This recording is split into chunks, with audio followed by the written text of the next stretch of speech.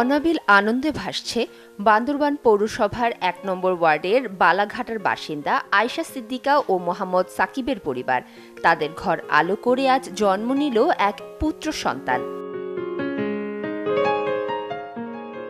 ছোট মেয়ের একটা ছেলে হয়েছে, এটা নিয়ে আমরা সবাই খুশি। আমরা মানুষের কাছে দোয়া চাই।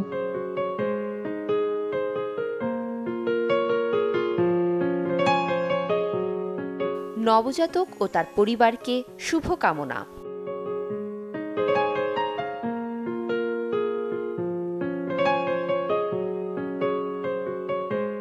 আমাদের লিটল স্টারের চাই double care twinkle baby soap, ত্বককে রাখে কোমল আর অ্যান্টিব্যাকটেরিয়াল ফর্মুলা রাখে জীবাণুমুক্ত।